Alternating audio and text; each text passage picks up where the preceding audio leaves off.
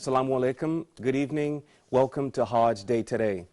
This is another edition, a live edition of a program that we've dedicated entirely to the Hajj pilgrimage. Today on the Islamic calendar is the 7th of the Islamic month of Dhul Hijjah, the year 1435. And on the Christian calendar, today is the 1st of October 2014. Thank you very much for tuning in. We hope you appreciate and benefit from all the news and information, as well as the in-depth discussions that we have related to the Hajj pilgrimage. Tonight we have good news from Bangladesh. The Saudi government has agreed to allow Muslims to travel from Bangladesh to perform the Hajj. These were victims of a Hajj scam. They paid money, they secured the Hajj visa, and then these criminals took their money. We don't know how long it took them to save their money. Alhamdulillah, Saudi government has approved them to come for Hajj this year. Also, there's been a fire at one of the hotels that is keeping some of the Hajjis in Mecca. We'll report on that. Alhamdulillah, fortunately, no deaths were a part of that incident. Then also today, not today, but during the Eid holiday, it happens to also coincide with the holiest day on the Jewish calendar, Yom Kippur. There's some concern in some of the mixed neighborhoods in Israel about potential for violence because of the dual holidays overlapping one another. We're going to look at this situation as well. Then also this evening, following our news segment tonight, we're going to go for our social segment tonight and talk about the best time to perform the Hajj in our lives. Is it better to wait until we're more advanced in years? Maybe we understand Islam more. Or is it better to perform the Hajj when we're very young so that it can make more of an impact? We're going to discover and explore this question for our social topic following news this evening. We'll take a short break right now and come back for the news. Assalamu alaikum.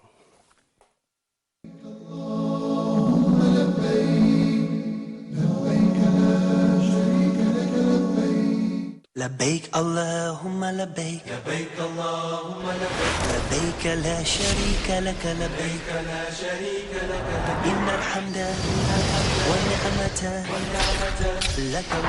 Imagine that the Anbiya, they were the ones that were the most beloved to Allah subhanahu wa ta'ala, and they had the hardest lives.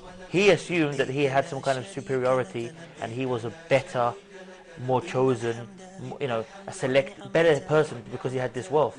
And then you look at all the other people who had wealth, and some of them were the worst people. You had Fir'aun and Qarun. Reviving your niyyah time and again, that you're doing it sincerely for the sake of Allah subhanahu wa ta'ala. Most of the youth, they think, oh, I'm going to pray when I'm old, it's okay, now I'll have fun in my life. Later on I'll work, I'll go on my bed, I'll pray 5 times a day. And all these things, they think that's later on in their life, and they don't know when they will die. Amira, who's your role model? Khadija radiallahu anha. And why? Because she was Prophet Muhammad sallallahu alayhi wasallam's wife, and she was the first lady to believe in Islam. لبيك لا شريك لك لبيك لا شريك لك إن الحمد والنعمة لك والملك لا شريك لك لبيك اللهم لبيك. Huda TV's social media sites are the best way to contact us from anywhere around the world. Stay connected with Huda TV's latest news and programs through Facebook, Twitter, Google+, YouTube, Skype, and Instagram. It's fast and easy. Stay up to date with your favorite shows and scholars today. Huda TV, a light in every home. لبيك اللهم لبيك لبيك اللهم لبيك لبيك لا شريك لك لبيك لا شريك لك إن الحمد والنعمة لك. Why is Hajj so important? Allah the Almighty said in verse number 97 of the 3rd chapter of the Quran, which is known as Ali Imran, He said, وَلِلَّهِ عَلَى النَّاسِ حِجُّ الْبَيْتِ مَنِ اسْتَطَاعَ إِلَيْهِ سَبِيلًا تابعوا بين الحج والعمرة فإنهما ينفيان الفقر والذنوب. Follow up performing Hajj after Hajj and Umrah after Umrah. So what is the first step? Ihram, the first pillar, is Ihram. What does Ihram mean? And what does it entail? Hajj al-Ifrad, many of the local people do Hajj al-Ifrad, and others because they're exempt from offering the Hajj or the sacrifice. It doesn't require Hajj. So when you say لبيك اللهم عمرة وحجة, that's called Qiran. And you do the rites of Umrah, and you do not take off the Ihram condition. Rather, you continue until you finish the Hajj. So Al-Hajj and Al-Umrah, and following up between Hajj and Umrah, for those who can afford it, Allah subhanahu wa ta'ala forgives their past sins or whatever sins in between. لبيك اللهم لبيك لبيك اللهم لبيك لبيك لا شريك لك لبيك لا شريك لك لبيك اللهم لبيك لبيك لا شريك لك لبيك. Assalamu alaikum. Welcome back to Hajj Day Today. For our first item this evening, we will go to Mecca at the site of this hotel that caught fire. 3 pilgrims from the UK who were performing Hajj, they were rushed to the hospital after a fire broke out in the dining and reception area of their Mecca hotel. The men were treated once they reached the hospital for suffocation, but there were no fatalities and no burn patients. During the incident, over 100 UK Muslims of Indian, Indonesian, as well as Pakistani descent were evacuated from the hotel as the firefighting squad put out the blaze and conducted rescue operations. Saudi's civil defense forces extinguished the fire, and they are still conducting the investigation to determine what caused the blaze and the extent of the damage. We're glad to see that no one was critically injured. There were some of the brothers there suffered from the smoke inhalation, but alhamdulillah, and this is not anything unusual. We see fires in a variety of circumstances. We'll have to wait and see what the investigators say as to the cause of this fire. We will stay in Saudi Arabia to look at the approval by the Saudi government. The religious affairs minister, Motir Rahman, on Tuesday, he said that hundreds of Bangladeshi Muslims who were swindled out of their personal Hajj funds will be permitted to perform the Hajj pilgrimage this year. Motir, he made the announcement at a press conference following a meeting at the Mecca's Hajj office with Hajj officials. The pilgrims included on the approved list were those who actually obtained Hajj visas from the Saudi government, but they fell victim to these phony or criminal tour operators. Matur, he said that, quote, a total of 381 pilgrims failed to reach Saudi Arabia as they were cheated by several travel agencies and brokers despite getting visas in time, end quote. He also said that the Bangladeshi pilgrims were instructed on the best practices for continuing to perform their Hajj safely. This is very good news. We had a number of stories over the past few days where some pilgrims fell victim to this type of thing. Initially last week we saw the number was at least 1,000 were swindled. The ones who have been approved to attend are nearly 400. And we can there's no report about the remainder of this 1,000, as well as the others in other countries. So the best is for people to be well aware, well informed, and also the next story is directly related to this. This Saudi government, the Hajj ministry, they said that they will fix the prices of the Hajj services in order to prevent exploitation crimes that are being committed against future groups of Muslim pilgrims. The Undersecretary of Hajj Affairs, Hussein Al-Sharif, he said that the price regulations would be applied to food, lodging, and transport. According to the price regulation plan, Hajj service providers will be categorized into 3 groups based on quality of service.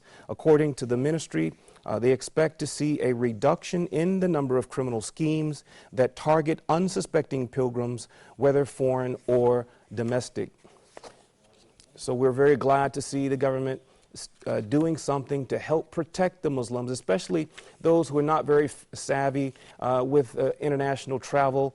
Maybe they just live their lives not leaving their immediate province in all of their lives, and so they need protection. They need help. This is another important reason why we're very glad to see some of the countries have Hajj missions to help the pilgrims in their respective countries. We'll stay in Saudi Arabia to take a look at the Jamrat Bridge and the expansion project. The Minister of Municipal and Rural Affairs in Saudi Arabia, Prince Mansour bin Mitib, he has confirmed that the expansion project of the Jamrat Bridge in Minna has been completed. And he also said that it can accommodate the volume of 500,000, 500,000 pilgrims per hour. However, he did say that the streets leading into the bridge can only accommodate 300,000 guests per hour. Consequently, Prince Mansour is calling for a road expansion project in order to maintain a more even flow of pilgrims from the streets across this bridge. Mansour, he said, quote, "The expansion of the Mina streets will enable Tawafa organizations to send large numbers of pilgrims to the Jamrat in the coming years," end quote. The minister, he said that security forces will be deployed around the Jamrat to ensure, again, the smooth flow of pilgrims. The bridge in question here is where pilgrims, they stand to perform this ritual of throwing stones at Satan, this stone throwing part of the Hajj pilgrimage. It is also where many typically physically weaker pilgrims have lost their lives in the past because of the congestion, the millions of pilgrims there, as well as the excitement surrounding this particular ritual itself. The new Jamrat Bridge, this new expansion project that has just been completed, makes the bridge 950 meters long. It has 5 levels, each one 12 meters high. The project to expand this to accommodate more pilgrims was $1 billion. For our next story, we go to a charity story where a Turkish humanitarian organization, the VP, Yavuz Dide, he's the VP of Turkey's IHH Humanitarian Relief Foundation. He announced on Saturday that the organization is donating animals to needy Gazan and Syrian families for the upcoming Eid al-Adha celebration. Today he said that 10,000 animals planned for slaughter next week during the Feast of the Sacrifice would be distributed to the families that have been displaced from their homes by violence, the violent disruption of war in their countries. Today he said, quote, "Thousands of people are left homeless. There are orphans and women without husbands," he said. And he went on and said that they are in need of a helping hand. He also said that the Turkish humanitarian group donated sacrificial meat to 70 different recipient countries. So it's not only Turkey donating to Syria and Gaza, but an additional 70 countries as well. We see another form of charity being offered to the Syrian refugees who are in these camps in Jordan. The United Arab Emirates, the Board of Books and Young People, as well as Knowledge Without Borders, they have received in the camp, this Syrian refugee camp, they've received packages containing gifts and toys for the Eid holiday. As a part of the United Arab Emirates Board of Books and Young People, they are providing these gifts, which include dolls and toy cars and books and other things for children for the Eid holiday. The toys were bought by residents of the Emirates as a part of a program that's called the Read to Serious Children Initiative. For our next item, we go to Dubai to look at one school where the children there, this is an international school in the Emirates, they participated in a mock Hajj, or a virtual Hajj ceremony, to learn more about the Hajj ritual as well as the Eid holiday. They took several rounds around a homemade Kaaba, representation of the Kaaba. They threw balls made of foil paper to posts that were representing the Jamrat, as well as recited parts of the Quran as they visited a simulated area that was representing Mount Arafat. The head of this Islamic school, he said, quote, "We have taught them all about this in lessons. And this week now they have the opportunity to learn more by actually putting their learning to practice." If you've ever seen these children, they're so adorable when you see them performing the Hajj at their schools, and some of them are so serious, and it's very good to see these young brothers and sisters learning about Hajj, learning about Eid. This will also be the topic of our discussion after the news for our social segment about the best time to perform the Hajj. For our next story, we will go to Israel. It happens that this year, the timing of the holiest day on the Jewish calendar, Yom Kippur, coincides with Eid al-Adha. This is one of only two officially recognized Islamic holidays. Muslims in mixed Israeli towns and cities are concerned that there might be a confrontation between the two groups while they are affirming their faith through cherished traditions in mass. Moderate representatives from both sides, they met and discussed the potential for clashes. Policemen were also in attendance at this discussion to try and come up with a plan to keep the peace. The outcome that they determined was an agreement to make every effort to preserve the calm during the overlapping holidays. Muslims, they even agreed in these mixed neighborhoods to lower the volume of the loudspeakers on the mosques. They also agreed to refrain from using fireworks. However, some of the Muslims insisted on celebrating as usual without muting their Islamic festivities. One of them, Ahmed al-Bora, he said, quote, "We always respect the Yom Kippur War. This year, our holiday falls on the same day. There is no such thing as not celebrating," he said, end quote.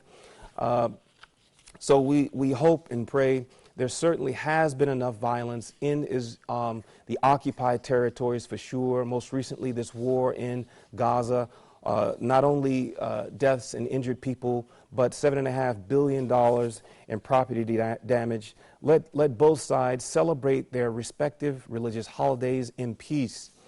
For our next item, we go to, this is our last item for the evening for our news segment of the program. This is the site of, we go back to Mecca.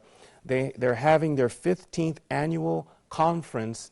The speaker that we're reporting on is the Saudi Arabian King Abdullah. On Sunday, he was speaking at this 3-day conference. It was organized by the Muslim World League. He said that it is the duty of the Muslim world, the Ummah, to abide by and protect the Islamic culture when misconceptions and violence have created an atmosphere of confusion and chaos. Prince Mashal bin Abdullah, the Emir of Mecca, he delivered the speech on behalf of King Abdullah. He continued saying that the Ummah should fulfill its commitments on international and humanitarian cooperation. Quote, "We should maintain a balance between originality and contemporary times that we live in, which is an effective form of interaction in this age and dealing with its problems and requirements," King Abdullah said. "It is important to establish positive relationships with other cultures for broader cooperation," he said.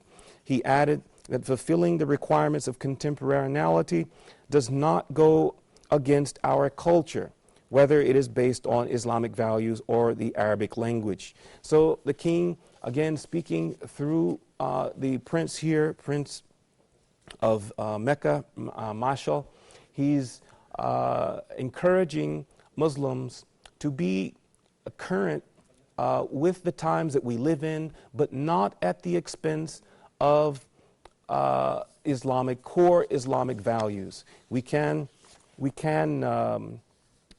stay in touch with the developments in science and technology, but not at the expense, again, of losing our core identity. I think particularly he's concerned about extreme interpretations of Islam, as well as the material and secularism that we're seeing creeping in. He's saying that we need to assert the Islamic culture. Inshallah, we can be successful as Muslims in this regard. Thank you for tuning in to the news portion of the program. We will take a short break and then come back for our discussion for the social segment. Tonight we're discussing when is the best time to perform Hajj. Late in life, when we understand more advanced aspects of Islam, or in our younger years.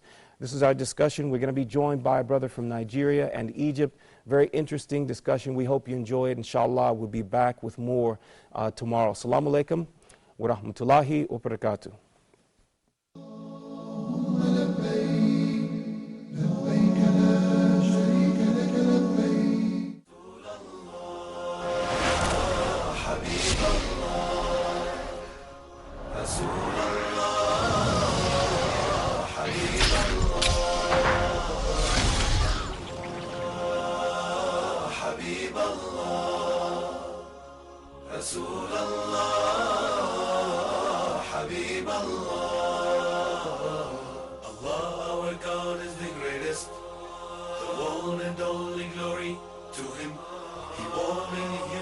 To be the best and give his best religion to them.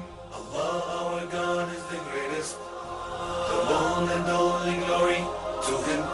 He born in you. Al-Imam al-Nawawi, may Allah have mercy on him, have indeed did a great and a tremendous job in compiling some of the most beautiful ahadith and relevant ayat in one of his marvelous works, which is known as Riyadh al-Salihin, or Gardens of the Pious.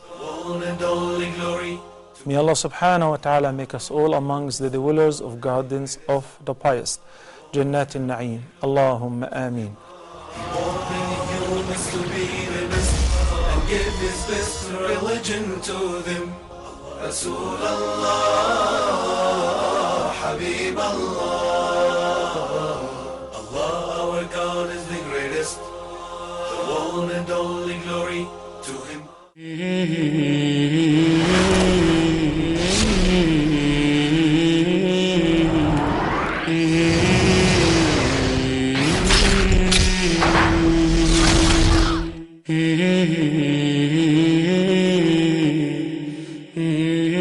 Let's start from where they started. Who are they? The companions of the Prophet sallallahu alaihi wasallam. When they started learning the religion of Islam, they started with the Aqidah, the belief system, faith. Brothers and sisters in Islam, dear viewers, the Prophet ﷺ spent 13 years in Mecca teaching that generation the belief system, the Aqidah. Aisha radiallahu anha confirms this by saying, the first things which were revealed from the Quran was matters of Aqidah. Who is Allah? Jannah, paradise and hell. Jundub ibn Abdullah al-Bajali, may Allah be pleased with him, said, we learned the belief system, we learned the Iman, we learned the Aqidah, then we learned the Quran, the Quran. Brothers and sisters in Islam, nowadays, a lot of our cultural practices, a lot of our societal norms are against our belief system. And the reason why we're falling into this, because we did not start from where they started.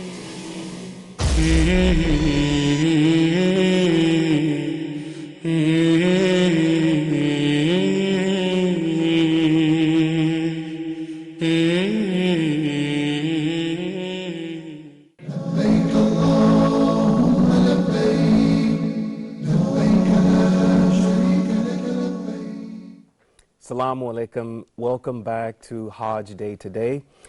This is our social topic for tonight. We're going to be discussing the Hajj. You know, Hajj is a very phenomenal and majestic thing to observe. Imagine if you're young, someone like me, I didn't grow up in Islam or in Islamic society. I can only imagine what it's like to see the movement of people from around the world, the excitement in the homes of Muslims.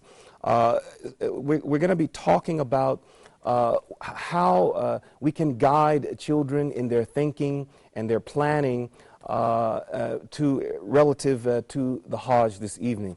We're joined in the studio tonight by two brothers here, Mr. Yusuf Abdul Jamah from Nigeria. Assalamu alaikum to you, brother. Wa alaikum salam. Thank you very much. Yes, and also an Egyptian brother here, Mohammed El Arabi.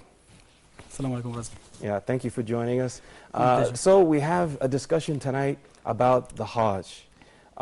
First, I want to ask you, have you performed the Hajj? Not yet. Not yet? Unfortunately. And the same for? No, yeah. So we're all together. None of us have yet performed May the Hajj. Allah bless us with a visit to his house, inshallah. Inshallah. Next year. Inshallah. So we're going to talk about, let me ask you a personal question, if you don't mind. When you were growing up, what impression did the Hajj make on you when you first? What were some of? Let me ask it this way: what were some of the first impressions that the Hajj made on you? Anybody who? Yes, I will start, inshallah. Okay. I'll start with the name of Allah. Bismillahir Rahmanir Rahim. I bear witness that there is no God but Allah, that Muhammad is the messenger of Allah. May Allah's peace and blessings be sent to him and his household and companions. May Allah peace and blessings be sent to anyone who follows him in goodness till the day of judgment.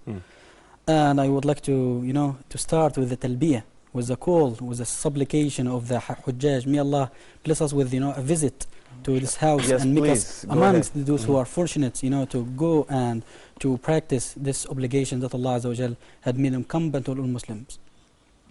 لبيك اللهم لبيك لبيك لا شريك لك لبيك إن الحمد والنعمة لك والملك لا شريك لك لبيك.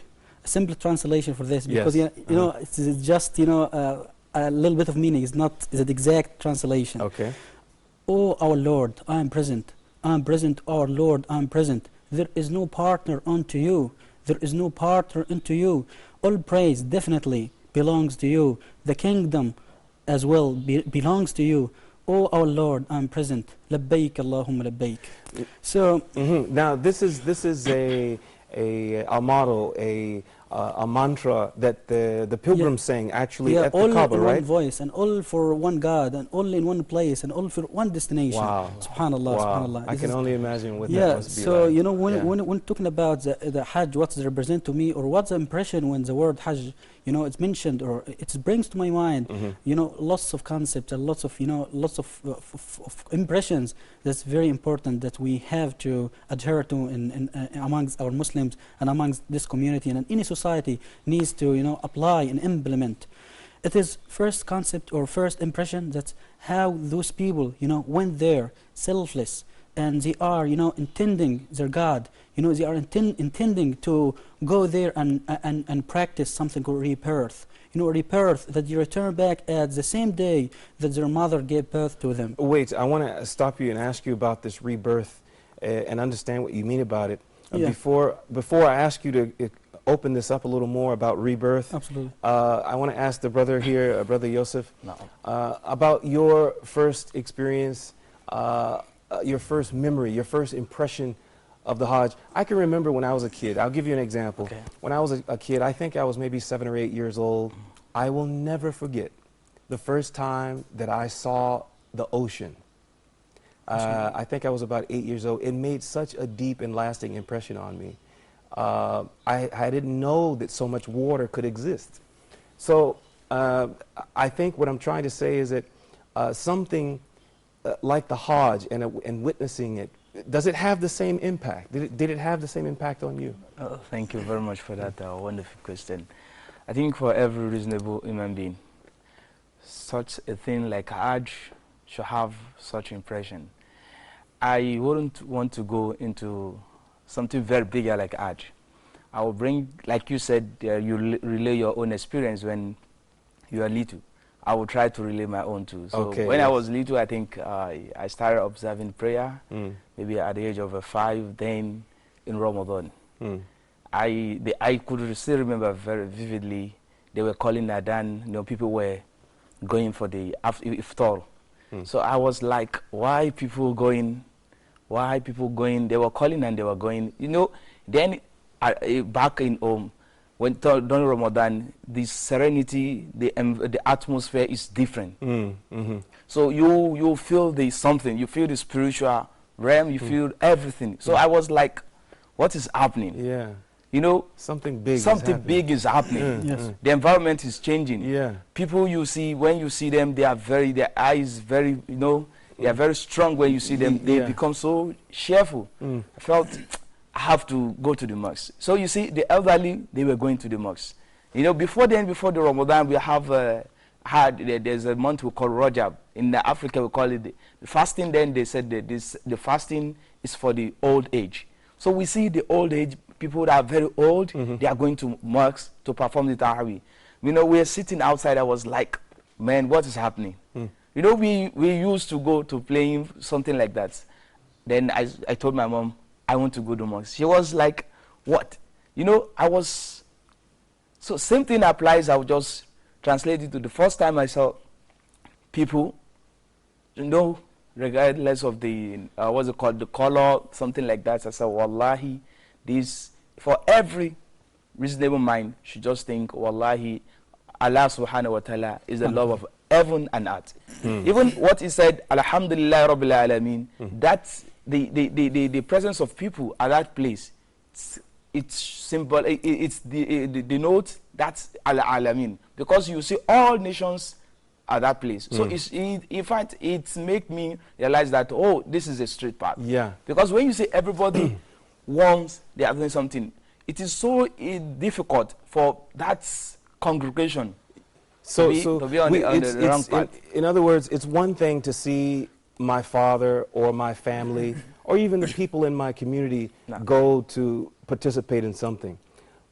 Maybe even the neighboring country. But when you see people from every country moving to this one thing, wow. It is the biggest conference of Muslims here. It is a conference or a concourse that all people come, you know, people who have different colors, you know, having different, you know, ethnic groups. They, you know, sometimes they have different Islamic denominations. Yeah. You find them all in one place. That's they came, they shoulder to shoulder, they are all equal to each other. And this is, you know, I was talking with some of my friends about it. I told them, you know, one of the things that's, you know, attracts me for Hajj, that I wanted to go, that I wanted to, you know, witness the spirit of universal Islam. Because I lived here, you know, I traveled a little bit to the US once, but, you know, I wanted to go to, you know, a big congregation that's, you know, that's round up all Muslims all over the world to only one place, to only one gathering. Subhanallah. Now we can go back to your you were talking about rebirth. Subhanallah. Because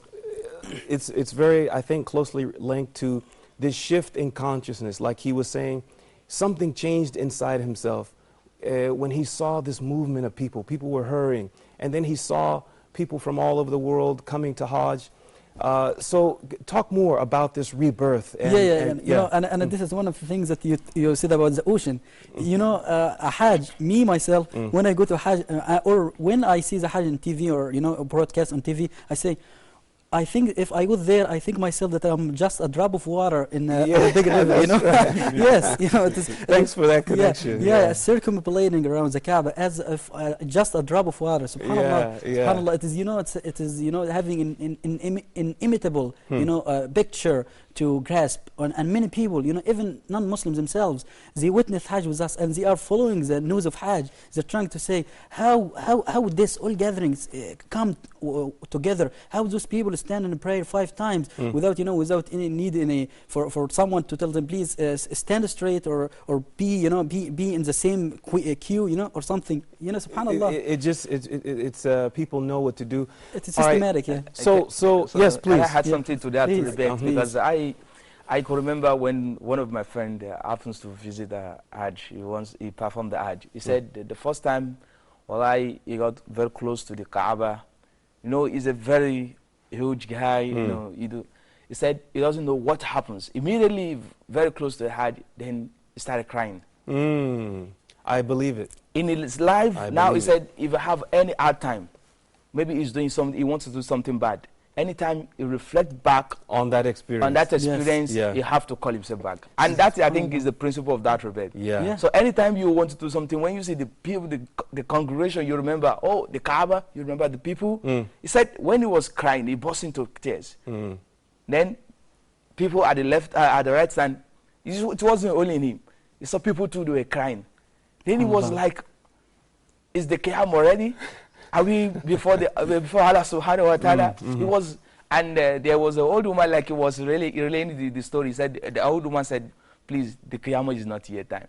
You are like the Qiyamah, just continue praying. Yes, and I think that is the principle that when you are there, you see how Allah subhanahu wa ta'ala is so, the magnificent of Allah subhanahu wa ta'ala, how is so great, how is so mighty. Then you can reflect on the experience you had. Yeah, this brother you told me about, you said, was he a friend or a relative? My friend, yeah. Your friend. Yes, how old was he when he went to make this Hajj?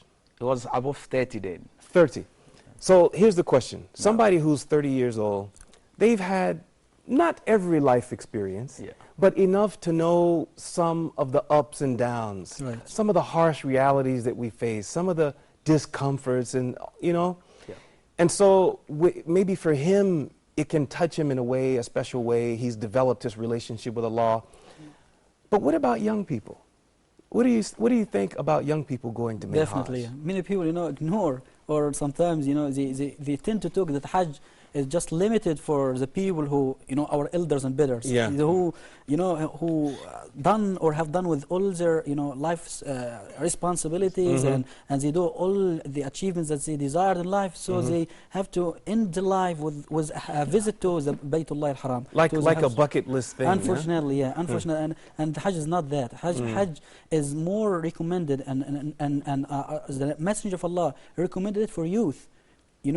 I don't want to exaggerate to say it's more recommendation than for or the Prophet encouraged youth more than elders to go to Hajj. All right, I want you to emphasize this. Yes, it's lots of literature which is mentioned in this regard. That's hadiths and Quran mentions about the things. And one of the things that my brother have already said, that's the people of or the hearts of the people, they are trying to justify that Hajj is just for someone who's older, advanced, for advances, for things that youth is just a time for doing your the joys of life and getting whatever you wanted to achieve. But you're saying that, sorry to interrupt, but you're saying the Prophet actually recommended, the Prophet recommended it, for younger, the better, for youngers, and make it do it the earlier or sooner than later, better than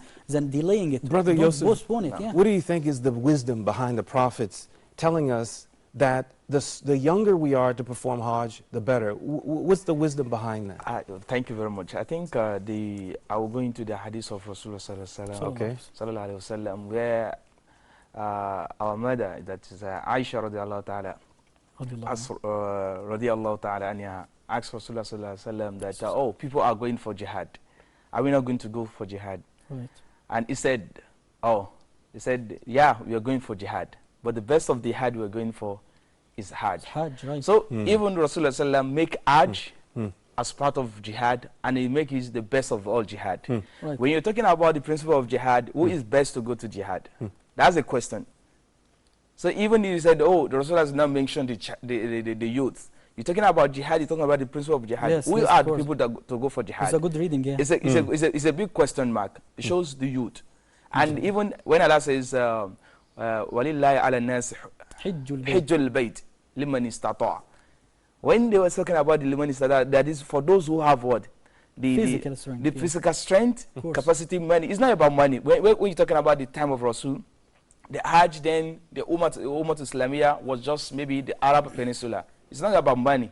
You're talking about your strength, your earliness. You're talking about the youth. And even in another hadith of Rasul, it says, Sallallahu Alaihi Wasallam says, prepare for 5 things before another 5 things. And one of it is that before your youth, you use your youthful age for your what? For the aged time. So you have to, this is the best time. This is the best time. And even is the best time for every Muslim. Is there, there's something that I'm just learning about as a new revert. I don't understand the deaths that are related to Hajj. Is it because people are waiting so late in life that they've got health conditions that make it a burden for them? Is that what's causing? What do you think? I mean, because if it's the case that people are waiting so long and dying in the process of Hajj, I don't know. I just feel. Yes. Yeah, this is a very, very general notion. The general notion that, you know, as I've just, you know, touched upon, that youth, people think that youth or the youth time is just for you know, for doing indiscretion and doing whatever you wanted to do, you know, without any observing God and being self-conscious of Allah Azza wa Jal. But, you know, when youth pass away, you know, when a young man or a young person, you know, passes away, people start to realize the importance of the afterworld, the afterlife.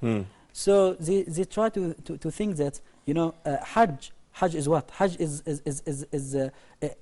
something that is not limited for age. It's limited for the if you have the means, so go. As Allah subhanahu wa ta'ala said in the sacred hadith, if or any one of my slaves or any one of you who has the means and have the health to do Hajj and he didn't do, so he is a mahroom. Mahroom means, the Arabic word means he's deprived from many benefits. He deprived himself, not he deprived Allah subhanahu wa ta'ala from anything, because Allah subhanahu wa ta'ala is self-sufficient and he stands in no need and above any need of both worlds. That's right. So one of the wisdoms that you have said, that you just asked a question about, there is lots of rationale and wisdom behind Hajj, behind why Hajj is more recommended to be performed at the era, or the sooner than better, at the young age, better than the old age, the prime old age. This is because Hajj is very hectic. Hajj is not a spiritual, you know, spiritual duty or obligation. Hajj is as well a physically demanding? Physically related, a physical, you know, a physical duty or a physical fard that Allah subhanahu wa ta'ala made. You know that what means as-sa'i, the word as-sa'i between the Safa and Marwa, that is both mounts, means as-sa'i means efforts. And do you think that an old man will be able to do effort? No. Youth, those who are the ones who are able to, you know, exert efforts and do the obligation as exactly it was mentioned in the Quran and the Sunnah. And this is you know, get us to the point that Allah subhanahu wa ta'ala needs us to do the best, or to offer him the best in everything, to offer him, you know, the best thing in charity, to offer him the best attitude in obedience, and the Hajj is no exception. Hajj, we have to offer Allah subhanahu wa ta'ala a performance of Hajj at the early age, not at the you know, ripe old age that we, you know, we just got, you know, sick and fall to thing. And the Prophet Muhammad sallallahu alaihi wasallam substantiated this view by saying, من أراد الحج فليتعجل. I will translate it. فليتعجل فإنه قد يمرض المريض وتضل الضالة وتعرض الحاجة. It was recorded by Abu Hurairah and recorded in Tirmizi. So whoever wanna Hajj, he has to, or he must to go for it. He must to hasten it. For, you know, he can't wait for the conditions to come to him. He has to create the conditions. The Prophet, he said, why you have to hasten Hajj? It's very, very eloquent hadith, and it's very short, but it's, you know, sum up the whole thing.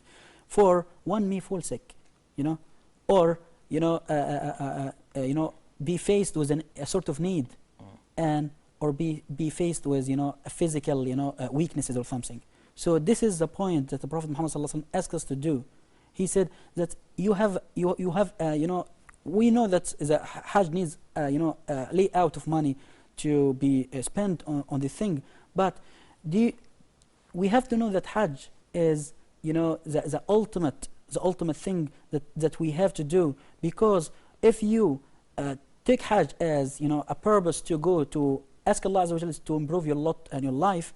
Allah Azza wa Jalla will grant you whatever you want. Now, whatever we've ask. talked about the physical aspect of it. Yeah. You know, we should do it younger than older. This And we is- have this a is very very strong most basis recommended, for this Yeah. from the recommendations from the Prophet. Absolutely. Let's talk a little bit about the motivations. What about the right motivations we should have going into it? What should I expect? Should I expect it, you know, sometimes maybe we're not well or we're sick or we're tired and we need to make salat and we're not completely with it. I think this is not the intended purpose for Hajj, certainly not. Right. It's much more than just salat. Salat only takes 5 or 10 minutes. Exactly. Hajj is something that's very demanding physically and time-wise. So what about the rationales, the motivations and the expectations that we should have going into it, Brother Yosef? Fine, I think one of the things you should be expecting when you're going to a Hajj, I'll go into the saying of the scholars when they're talking about the ahdaf for the Hajj. The ahdaf, yeah, I mean, that is the reasons. Aims of The aims reason. of Hajj. That okay. reasons what we really needed. One of it is that Hajj is, they look into it is for lita'aruf wa ta'awun. That is, we to know ourselves, then we assist ourselves. One thing, when a Muslim is going, this is a ummah. This is a Muslim ummah. We call it ummah. We are one nation. Every Muslim going to Hajj should go with the mind that is going there to serve one God, and seeing his other brother. So you have to relate a kind of a what, just bringing one, coming to one, what's it called, one house, one ummah. So we are just one family. Then you see everybody black, white. You look, you reflect into the conditions of Hajj. Everybody white, black, red, whatever. For men, they said you have to what? You put on white clothes. Why? Old, young, rich, poor, everybody is going to put on one cloth. Yeah. So this is a time for reflection. Another thing is about going to Hajj, you should just zero your mind. You're going there to reflect on your bad things. And that is the essence of that hadith that the Rasulullah said, that is reported by Abu Huraira, that whoever goes to Hajj and he did not partake in any evil act will return back as a rebirth. Yes. So that is the one thing I think for everybody going to a Hajj should have, oh, I'm going to this place to see my God, just to see how magnificent this Allah is. This last point, I'm sorry, can you repeat it? You said something about, I will revert back? Now, is that what you said? No, something about going to a Hajj to reflect about his bad thing. You know, you understand, it's kufr, like what he said, like Rasulullah said, that the Hajj, he has quoted the hadith when Amr ibn As said to Rasulullah that, okay, I want to, what's it called? I want to give you, I want to give you a bayah. He said, no. He said, what is wrong with you, man? He said, I want Allah to forgive me for you. He said, what is wrong with you? Don't you know Islam as what? It has expiate your bad deeds. Of course. Your kufr, you has expiated. Likewise, your ijra, that is your migration, it as well expiate your bad deeds. So same thing your Hajj too.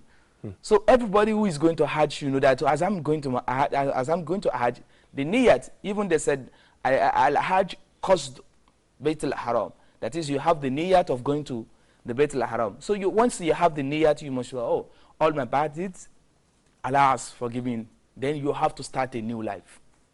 That is the first thing. And secondly, you're going there to see the family, the Islamic family. Oh, the tentacles of Islam. Oh, how Islam is. You understand? And the third thing is that, oh, you have to what? Have to assist. Like Rasulullah has said a lot of hadiths. You understand better. He said, Al-Muslim kal-bunyan. Yashudu ba'dhum ba'd. We are Al-Muslim. All Muslims are equal. All Muslims are equal. Right. So you have to see, these are things you have to see. So when you get there, you must see that, oh, for example, my brother here is from America. Nobody is, no, I have to do. No, because I'm from Egypt, I have to do something to an Egyptian before. No. We are just one brother. Yusuf, I want to take a phone call right now. Okay. We have a caller joining us. Okay.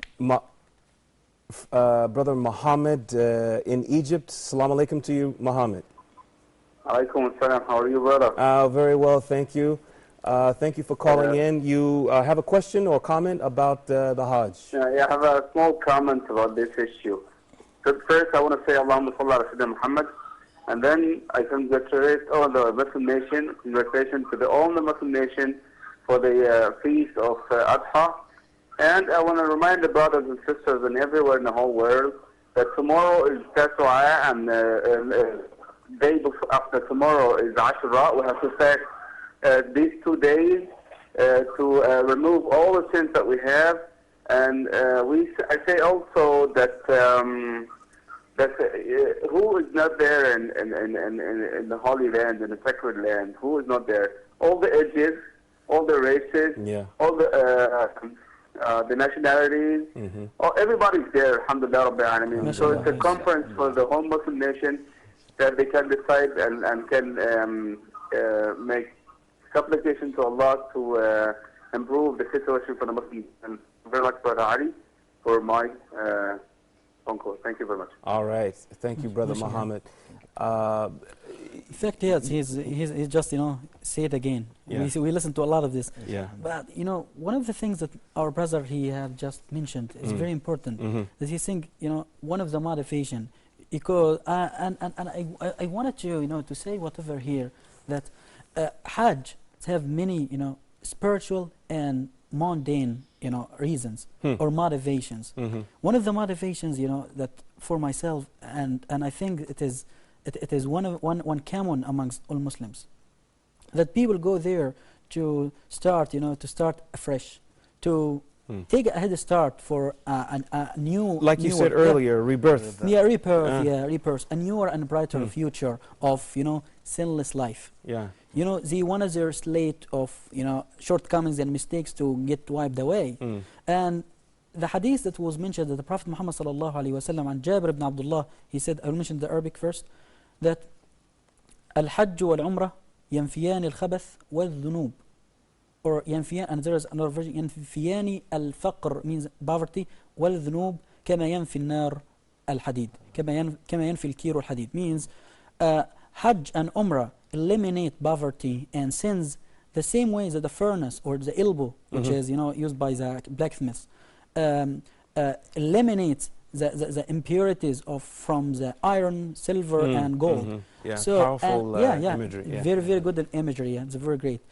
And one of the reasons as well for Hajj that people go to get acquainted, to know each other.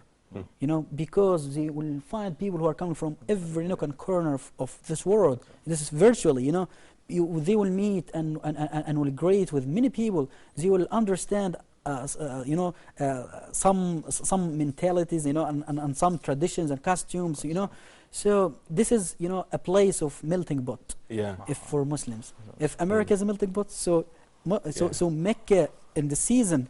It's just starting, and it will be very quickly drawn to a close as well. It's the melting pot that we meet and greet and understand, and and we start to expose to others. Is it fair to say that even people, Hajjs, pilgrims, MashaAllah, who are from countries that may be at war with each other, are making Hajj together? Yeah. Is that right? Yeah, is that many of them. Yeah, many of them. But alhamdulillah, it's an amazing thing. Now, I want to connect this question about motivation for performing Hajj and young people. There's a question about if the child, I don't know, let's throw out an age, maybe 10 or 11 years old. Attends, is it possible, first of all, for... Yes, it's very possible. There's no age limit, huh? There is no age limit, and anyone, whether he is, a child, a teen, or any age group, he will get benefits. For Allah subhanahu wa ta'ala says, لِيَشْهَدُوا مَنَافِعَ لَهُم, means that they may, get benefits or find benefits for themselves, Wow. This is one of the mundane, or this is one of the temporal or worldly benefits of Hajj, that people go there to meet each other and understand, and they say, I'm a merchant of clothes. So you are from Turkey. You wanted to to make some transaction with me. Say yes, and this is the best place to meet. Many people. I have lots of stories and lots of things to tell. Okay, so I'm 10 years old. I go to make Hajj. I'm probably sure it just really makes a very deep, powerful impact on me. Mm. Do you think that it has more staying power, that it will keep young people closer to Allah, or does it depend on the individual? Does it matter? Does the age not matter in terms of the lasting impact that it has? I think the question, I will answer the question with your comment. Okay. MashaAllah, yes. Yes, it's very. You see, I wonder sometimes when I see kids, I like what you said, your first experience with the sea. The same thing applies. One of my brother told me something. Is training some kids from America. You know, the little kid said, now he's grown up. He said, there is a time in life that I remember I can never forget my father. He said, why? He said, when I was very young, we went to farm, and when we were coming back, there was no vehicle, there was nothing, and my father said, if you walk from the farm to home, I'm going to kill a whole chicken for you. So then the guy said, okay, no problem. Then he has the asthma, he has the determination. Then he walked from the farm to back home. Then when they got home, the father did not kill the chicken. So it was like, so you made that promise, Allah Akbar, he did not, up to down, he's still relaying and he still have that thing.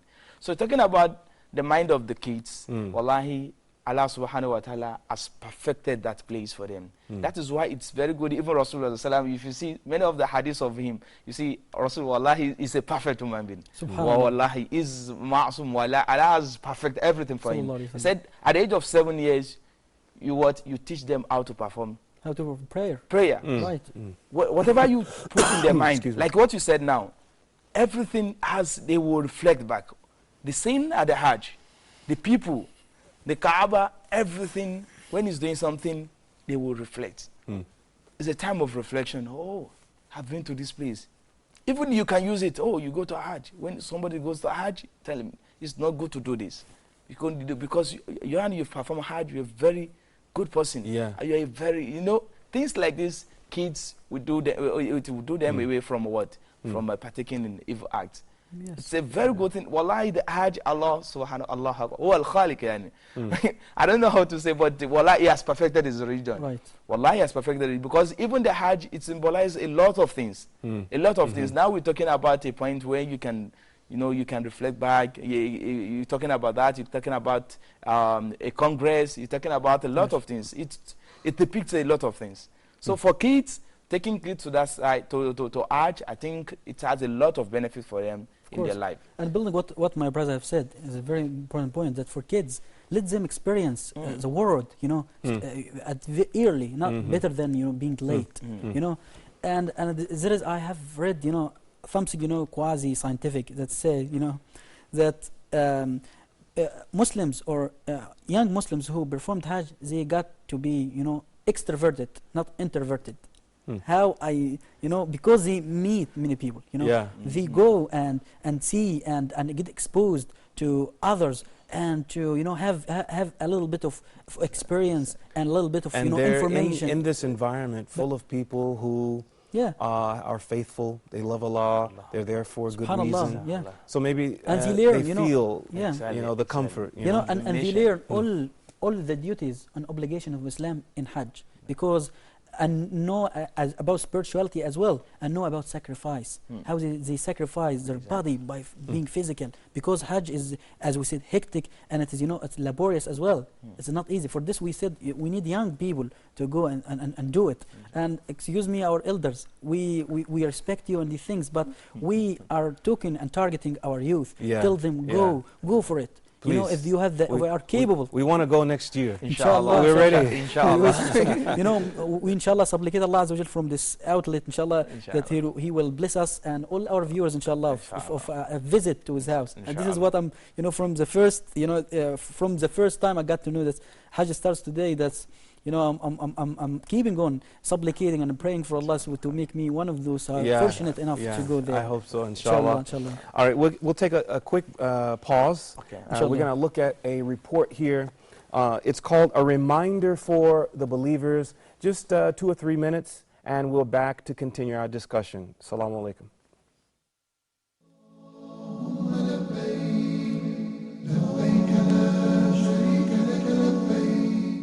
worry about rizq. We worry about our rizq. Rizq is sustenance, what Allah will provide us. We worry about our wealth. We're always thinking about tomorrow. We are rizqophobic. We have a problem of paranoia of rizq. خُلِقَ الْإِنسَانُ هَلُوعًا. We're always in a state of despair when it comes to wealth. We're always thinking about how will we make it in the future, worried and terrified and paranoid. Well, listen to this. Rasulullah ﷺ says in a hadith narrated by Muslim, Allah wrote down the sustenance of the creation 50,000 years before He created the heavens and the earth. Everything that you will get is already written down, not 50,000 years before this day, but 50,000 years before the heavens and the earth were created. It's a done deal. What you will get is already written down. One Mauritanian who was here in the United States, we were in the city of, in Arizona, in New Mexico, and he had just gotten here. He was raised in a Bedouin tradition. He'd just gotten here, and somebody took a glass and drank it and then threw it into the garbage can, and he said, "What did he just do?" And I said, what do you mean? He said, "What did he just do? He just threw that cup into that. Is that a garbage?" I said, "Yeah." He said, "Why do you do that?" I said, "Well, it's a throwaway cup." He said, "What do you mean?" I said, "They just use it one time and they throw it away." He said to me, "هذه منتهى الإسراف." This is the most extreme extravagance. And he said, إِنَّ الْمُبَذِّرِينَ إِخْوَانَ الشَّيَاطِينَ. That extravagant people are the brethren of the demons. إِنَّهُ لَا يُحِبُّ الْمُسْرِفِينَ. Allah hates wasters. He said that was a perfectly good cup. He could have used it over and over again. Think about this. It's untenable. So the meaning of tawakkul is what Rasulullah ﷺ mentioned in the hadith. He said, if you have the right tawakkul on Allah, Allah will give you, provide for you, like He provides for the birds. They leave in the morning hungry and they come back at evening full. So here the birds didn't stay at home. They went out, worked for the entire day. And that is the meaning of tawakkul. So tawakkul is, you do your best, but you do not depend on your effort. You do not depend on your intelligence. You do not depend on anything in this world, but you depend on Allah. You know, the Prophet ﷺ said that on the day of judgment, a man will come, he will have good actions equivalent to the mountain of Uhud. Equivalent to the mountain of Uhud. You know how long mountain Uhud is? 9 kilometers. He will have good actions equivalent to the mountain of Uhud. And he will come with his actions, but he would have taken the rights of other people. He would have taken the rights of other people. He would have sworn at this person. He would have backbited this person. He would have taken the haqq of this person. And the Prophet ﷺ said, Allah will take his actions and He will give it to these people. Give it to these people. And there will be such a long line that his actions will finish. His actions will finish, and there will be still people who will be waiting for their haqq. And then Allah subhanahu wa ta'ala what Allah will do then? Allah subhanahu wa ta'ala will take their action, their evil actions, and place it on his shoulders until he's dragged into the fire of Jahannam.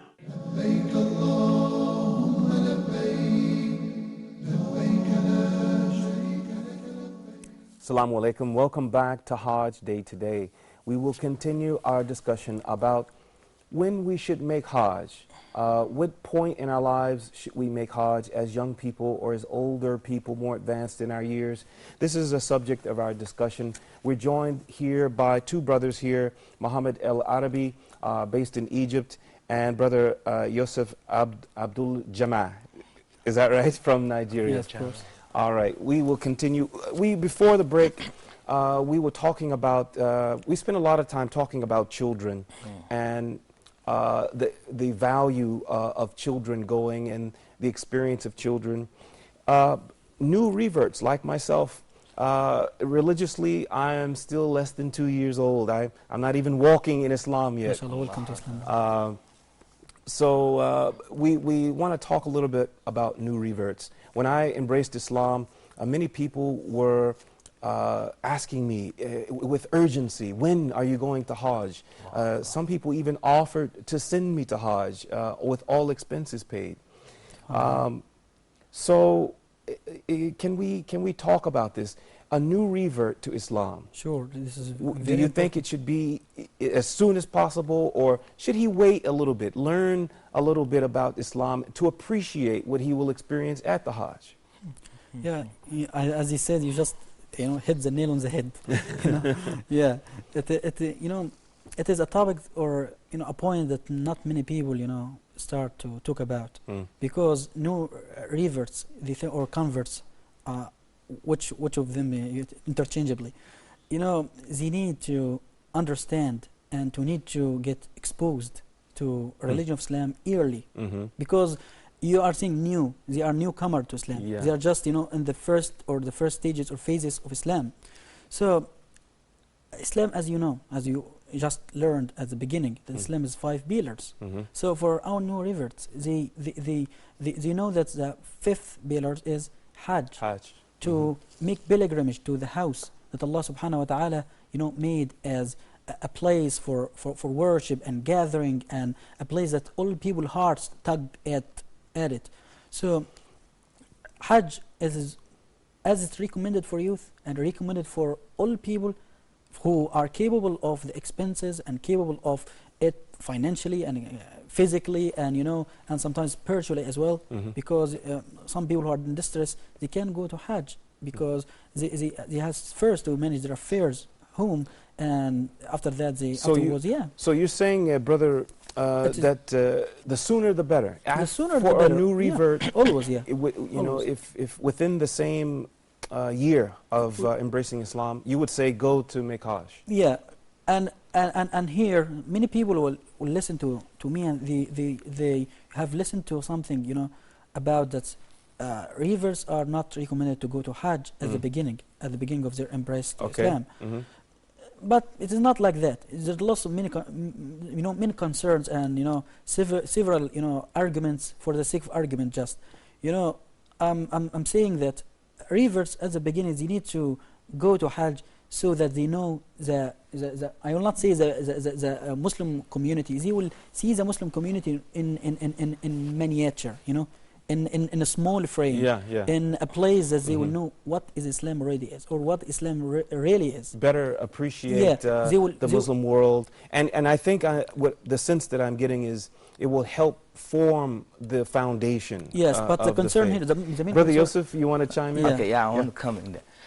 Talking about revert or whatever, I think the principle of Islam is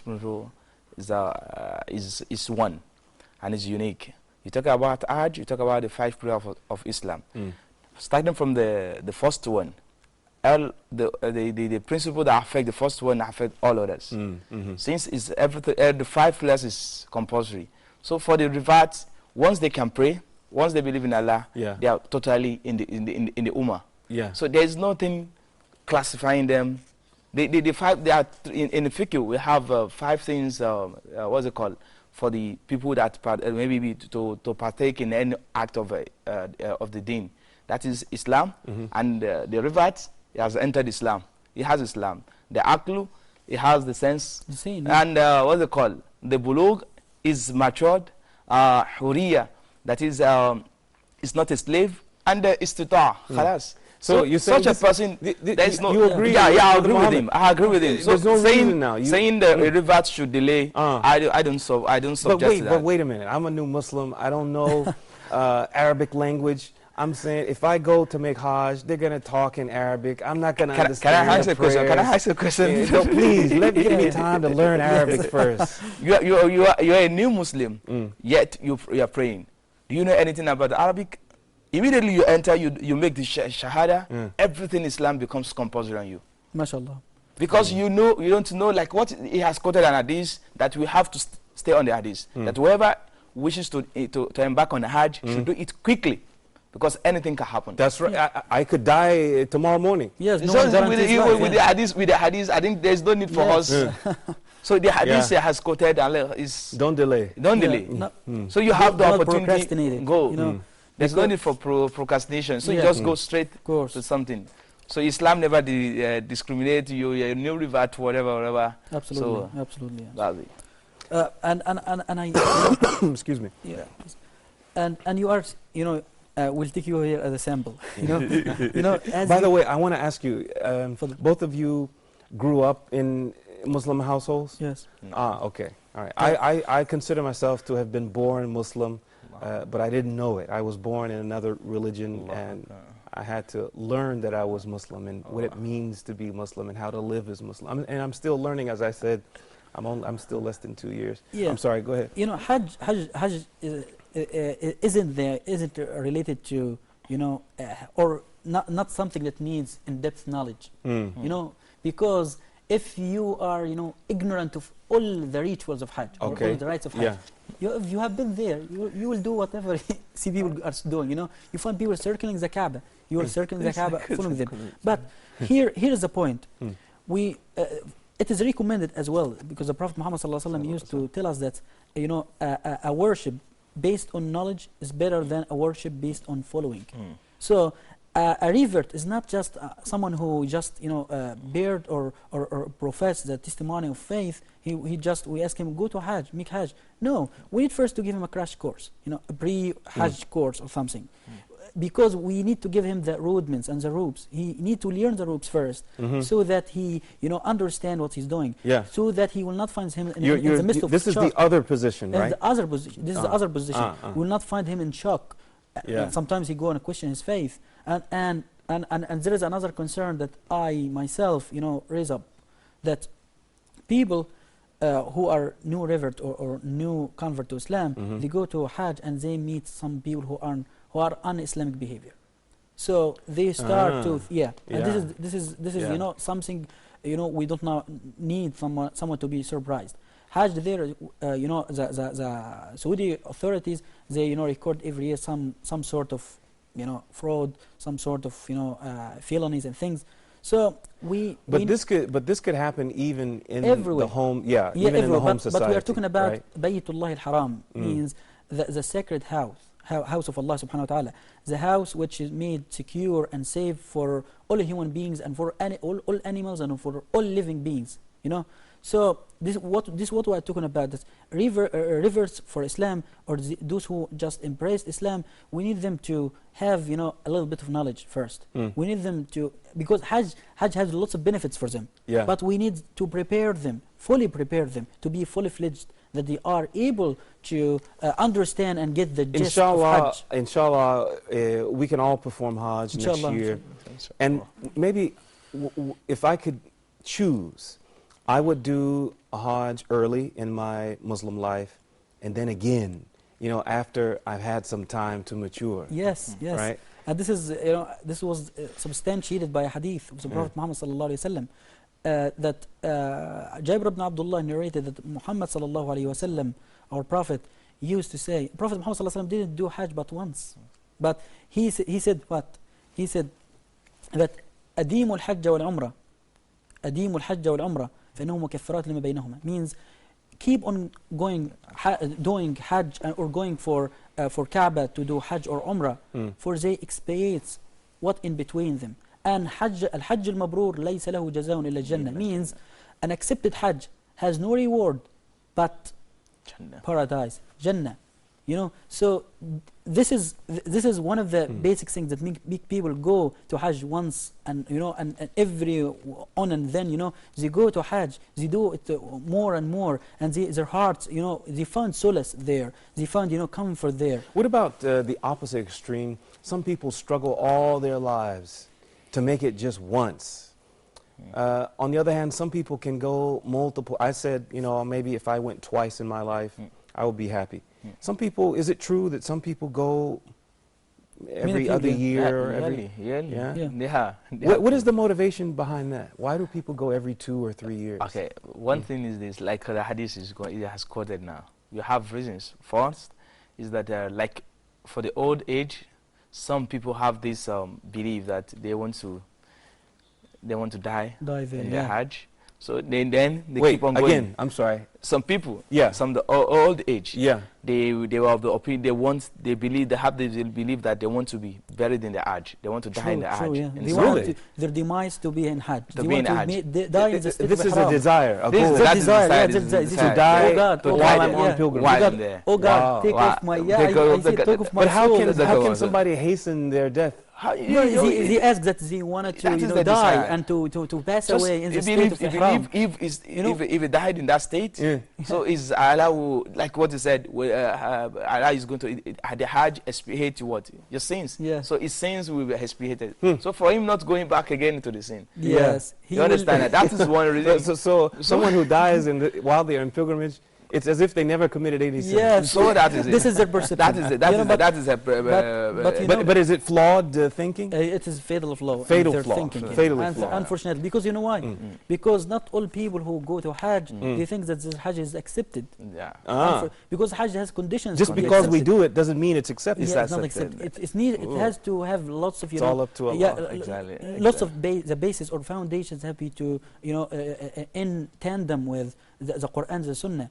For example, no one will go with illicit gains and he used them for making Hajj. He said, I robbed this bank to do Hajj because I wanted to rob it after that. I go to Hajj and Allah will forgive me. It's unfortunately, yeah. This is one of the way of thinking. Because people are ignomorious, about this. Yeah. Unfortunately. Did you? Okay, so I had asked why some people do it every 3 years. Yeah. Is it sometimes? Is it just because? Is it like a social status? Like, I'm so wealthy. I'm coming. I can that's perform what it I'm every 2 listening. years. There are a lot of reasons. Please, brother. For social status, people are doing like that. So people will be. That's even if you look at that, it's tantamount to what? To Riyah, to doing show off. So in his environment, they know him. Regular Hajj. Al-Hajj, regular Al-Hajj. Then then another people, they are going to Hajj based on maybe they do business. Yearly they go there for business wise. So the purpose in some cases is business, not spiritual. Not spiritual. Sometimes. Wow. Another time is that for people who, like, when you deal with people, some people are engaged in some acts that are illegal acts that they believe that, okay, maybe illegal business or something like that. When they go to Hajj, they believe when to supplicate to Allah, Allah is going to what? He's going to wipe away you purify the money, then wipe away their sins. So there are a lot of reasons why people go to Hajj. There's a lot alongside is the reason, alongside all this, you have people going to Hajj yearly for just maybe for a pure intention. MashaAllah. You understand? For a pure intention. For pure intention. And we have to be careful. We don't want to try and put ourselves in the position of judging people. Exactly. Allah subhanahu wa ta'ala is the final judge of all But we're just, we are not questioning the intentions. We are just, trying to rectify our intentions. Understand the motivations that people have, the various motivations. And this is important because many people, have the practice of Hajj that they wanted to go for tawaf, circumambulating the Kaaba. They like to drink from Zamzam water because Zamzam water, it is a cure for any disease. Even the disease of the heart. And they like to go and pray there, and they like to go and perform all the duties. So many people go there and sacrifice their animals there, and they do and they give them out in charity. So it is totally pure, and this substantiated by the ayah that Allah Azza wa Jalla, when Allah Azza wa Jalla answered the call of Ibrahim, who was the founder of Al-Kaaba. He said, فَجْعَلْ أَفْئِدَةً مِّنَ النَّاسِ تَهْوِي إِلَيْهِمْ, means, and make the hearts of certain people. He didn't say أَفْئِدَةُ all الناس, means all people. He didn't say, so make all the hearts, all the whole heart, the whole humanity, have the desires, to go for Hajj. He said, فَجْعَلْ أَفْئِدَةً مِّنَ النَّاسِ, means some people, they wanted to go there. So if Ibrahim, as our exegetes and scholars of Islam said, if Ibrahim, he just make his supplication or his prayer, فَجْعَلْ أَفْئِدَةَ النَّاسِ, all people will go to Hajj, and all humanity will be in Mecca these days. But subhanallah, he chooses some people, which is 3 millions or 5 millions out of 6 billion people. We are out of time. Can you believe it? We just talked away Very interesting the entire episode. Yeah. And there's still so much more I want to ask, and that I'm sure we would all benefit from. This will, any final word from you, Brother Joseph, before we close the program? Yeah, there's based on the topic, I enjoy the youths who have money, who have what it takes, the will, power to embark on Hajj, not to hesitate, because people do have, maybe in Africa, where I come, that when you have a father and your father has not go to Hajj, you cannot go to Hajj. This is purely is not in Islam. So even if you have money, you have to send. Then we have this idea of a youth believing, okay, I have to establish my castle, I have to have this business, engage my money in this. All is like what we had from the breaking is that what you are going to be. It has been written 50,000 years before the creation of earth and the heaven, not 50,000 years now. So people should not exercise fear about what they are going to be in life. So one thing is that when you have the money, try not to delay it, because only Allah knows what is going to come tomorrow. What's going to happen. Don't delay. That's the final word from Brother Yosef, and we also have consensus from Brother Muhammad. Thank you for tuning in to our discussion here about when we should perform the Hajj, and we will continue our coverage of the Hajj. Inshallah, we'll be back with more tomorrow for in-depth discussions, news, and information. For now, we'll say Assalamu alaikum wa rahmatullahi wa barakatuh.